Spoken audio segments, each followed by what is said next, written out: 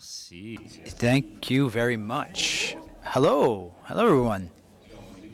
So let's get relaxed a bit here. Hello. So everything's going well. Thank you very much for being here. Thank you for coming for this 13th day on reflection on French-speaking francophone immigration. Let's applaud ourselves for that. So my name is Stéphane Côté. I am the host of Le Réveil for Nova Scotia and Newfoundland, two provinces. Yes, indeed, it's not always so easy to be in two places at the same time, but it's a doable thing. Thanks to the magic of radio, I was on the air this morning until 8 o'clock, and yes, Mina was really hoping for me at 8:30, and I'm very happy to be there with you. And thank you for having selected me today. And you'll tell me if I did a good job at the end, and if you enjoyed it or not. We are in First Nations territory. I'd like to first say that yes, we are on, as we are in Mi'kma'ki. This is the ancestral unceded territory of the Mi'kmaq people. It's the first thing I want to say. In a moment, I will tell you how the day will proceed, what will be going on, and how we go about it. It will be done in a very, very friendly way, yes, but lots of exchanges too. People will not only just speak to you, but you'll also have chances to ask questions, pass on your thoughts. Yes, it's tight in terms of time, but we do have the necessary time, and we'll take the time we need. If you would please, could you please take a moment of silence?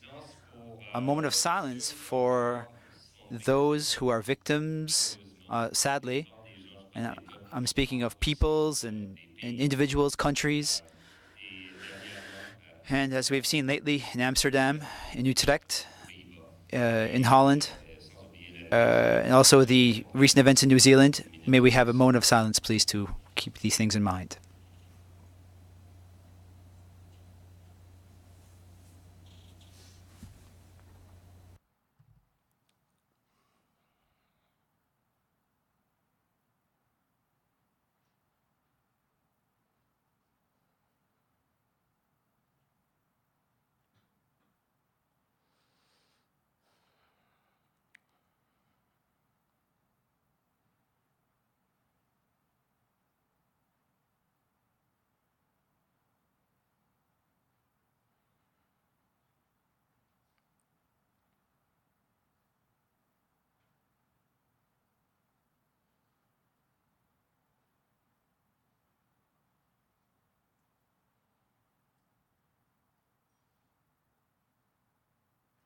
Merci. Thank you very much. So, the day will proceed as follows. I was speaking with Yasmina about this yesterday, one of the organizers of this 13th day of reflection. I have a story with immigration. I have a history with immigration. I'm the host for the morning show, and I have guests often. And there are guests that really mark our passage more than others, with sports or professional or on a personal level. It was on the day of on immigration and the day on refugees as well. And thanks to French-speaking immigration in Nova Scotia, I was placed in contact with a man, who came here a few years ago.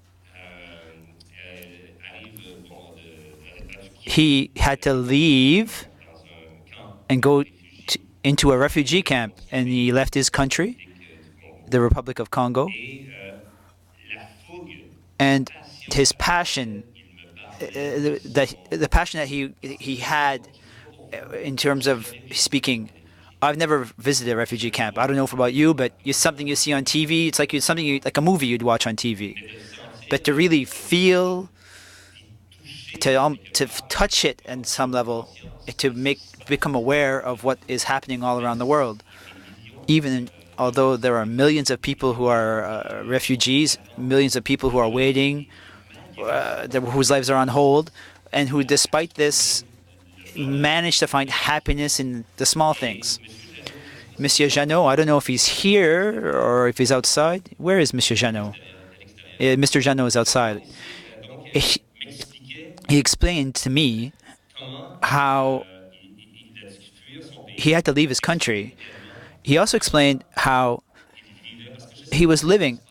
I don't know how it goes down in a refugee camp. So he explained this to me with his in very simple terms, but with so much passion, like a real fire inside of him. And this fire, you'll see, it's still there. And he decided to be a volunteer today, and it's part of this day. What struck me was the beauty and the happiness of having been chosen by Canada to come live in Canada. He was saying that when he learned about this, he was working in the fields. You have to go work, you have to eat, you have to work, you have to grow vegetables and harvest them, and go in town to sell them and just to survive, and come back to the refugee camp. Saying that he got a call. He had a cell phone. He got a call. He was telling this on the radio. There was such a feeling. It felt it on the radio. It was moving. A telephone rang, and I started dancing. Come to the camp. Canada has chosen you because you're going to Canada with your family. Yeah. No, Monsieur Janot. That's Mr. Janot. He's the one that you should be applauding. It's one person among so many other people. But for me personally, it really touched me and connected me to what's going on. And I think that today, with the panels that we'll be having today, with the exchanges that we'll be having today, and I do hope that it will touch you as well, and that we'll continue to expand this and to just really bust it wide open, that this joy of being francophone. Maybe that's not quite the right word. Sorry. So, hello. So over the course of the day, there will be panels and speakers with question and answer periods afterwards. As I was saying, we'll be introducing the people, and there's also a period for exchanges. There's a microphone in the middle, another one to the left and to the right. Please don't hesitate. If you have questions, go to the mic. In terms of dinner, lunch, it's way down there, and and there'll be a buffet. If you have an urge, it does happen. It's just ahead of the elevators to the right as you leave the room. There are bathrooms. There you go. There will be networking activity around 5 o'clock, between 5 o'clock and 7 p.m. You'll also be able to see, there'll be a show. You'll be able to see the paintings from the artist Nadine Addo in the room where we'll be eating shortly. Mr. Addo lived in Efrin in north of Syria.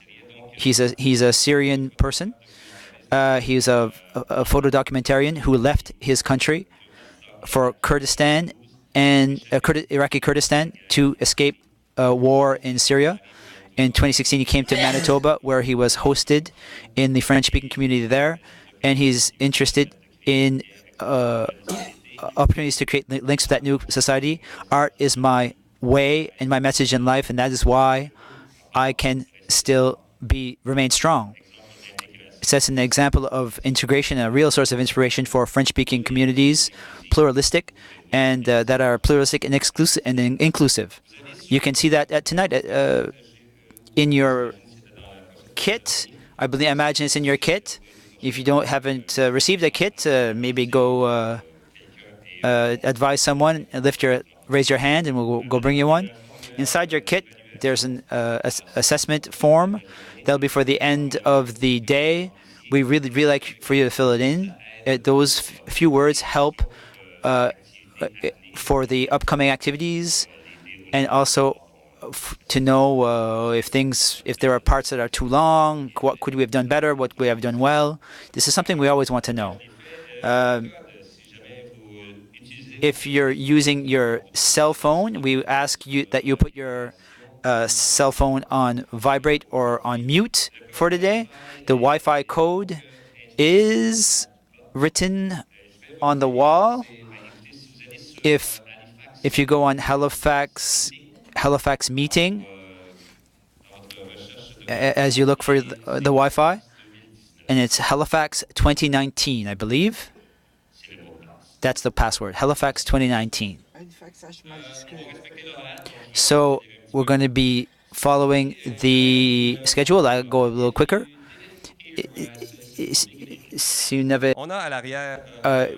We have interpretation in the back, simultaneous interpretation in the back if you do need it. If I speak too fast, it does not work, I guess. So, are we ready to start? Come on. Are we ready to start? There we go. That's the last time I'll say that. No, don't. Well, maybe clap for the next person.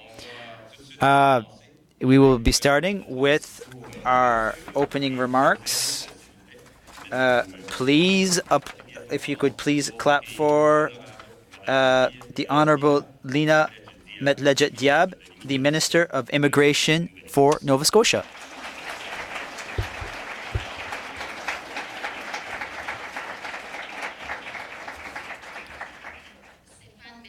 Thank you very much, Stefan.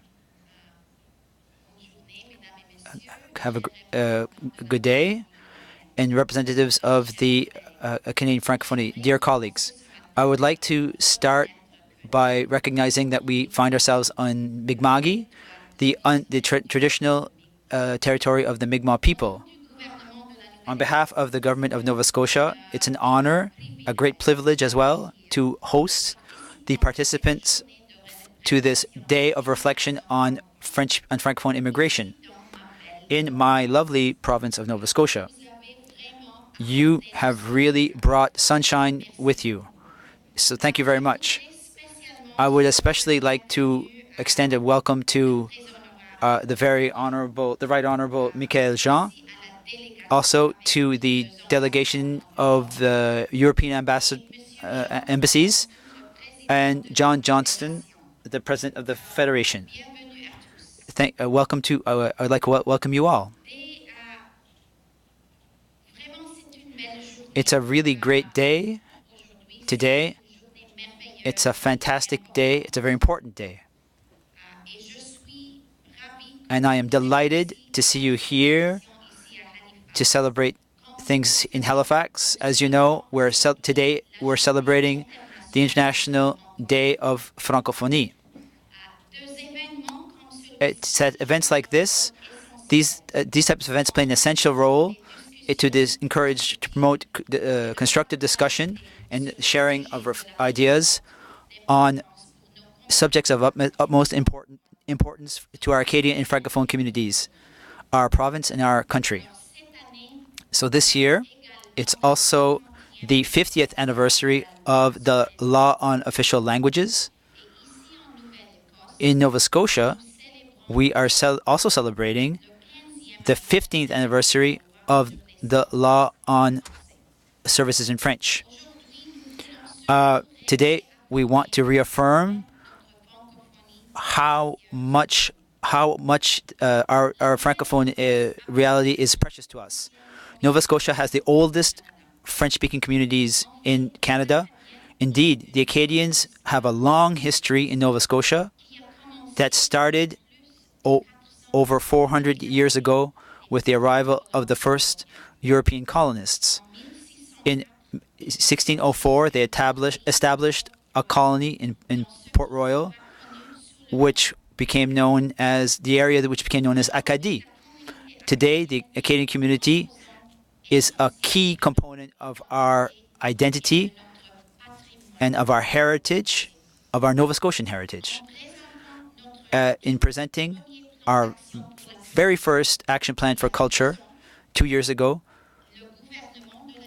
the government of Nova Scotia reaffirmed the importance of the Acadian community and French-speaking community in Nova Scotia. As minister, you forgot one part, Stéphane. As Minister of Acadian Affairs and Francophone Affairs in Nova Scotia, I am determined to protect, to promote, and celebrate and strengthen our Acadian culture and our French-speaking heritage, as well as the French language.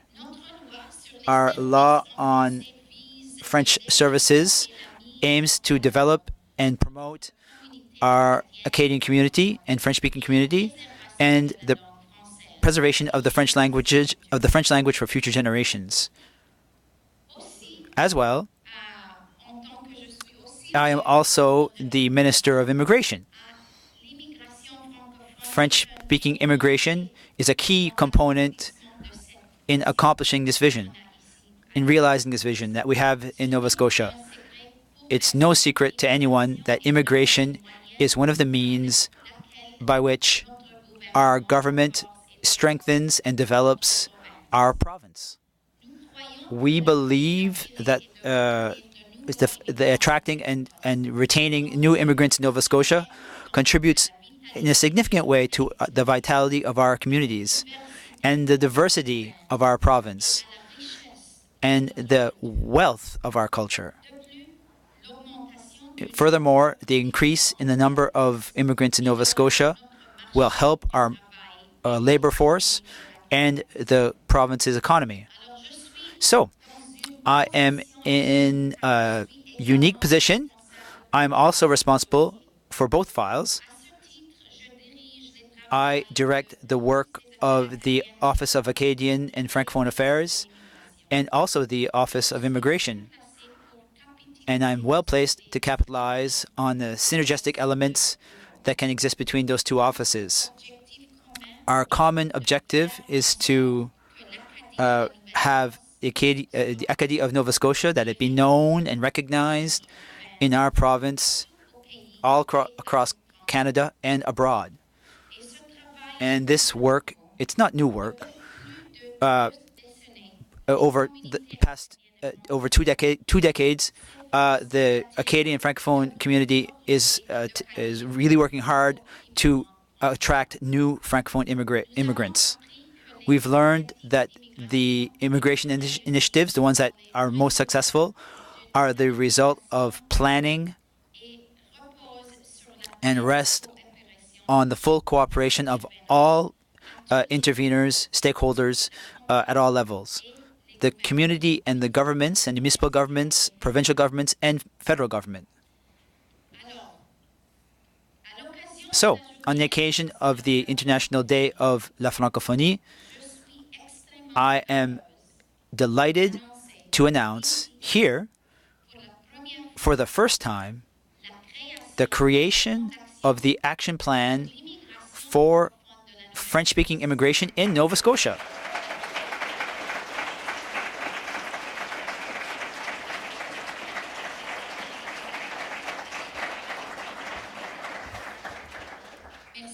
Thank you very much. We worked hard on this. And we are very delighted. This plan will significantly stimulate Francophone immigration in our province and contribute to strengthening our Acadian and Francophone communities and businesses, as well as to support our efforts to maintain the French language in Nova Scotia for future generations. Our action plan in terms of French-speaking immigration contributes to bringing together and realizing our commitment to preservation and development of our Acadian and Francophone communities throughout the province. It is the result of planning led by the Immigration Office and the Office of Acadian and Francophone Affairs in Nova Scotia, in consultation with our various partners, to offer a strategy around our common priorities. Furthermore, I have one more thing to announce. This morning, in parallel to the publication of our action plan for French-speaking immigration, the Office for Immigration in Nova Scotia has proceeded to a draw as part of the labor force priorities,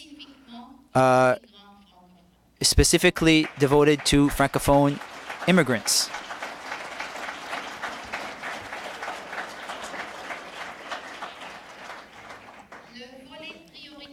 The priority in terms of the labor force enables the Office of Immigration to invite professionals, qualified professionals, from the federal system as an express entry who have already showed interest for our province, and to present application directly to Nova Scotia. During this 13th day of reflection on French-speaking immigration, we have the opportunity to examine the impact of immigration on French-speaking communities in minority situations across the country. We can share ideas around research priorities, examine various strategic approaches, and learn more about the knowledge and the role of French-speaking and Acadian communities in terms of immigration. In the end, we have the opportunity to become closer and improve the promotion of francophone immigration across the country. I would like to wish you lots of success over the course of this day. In conclusion,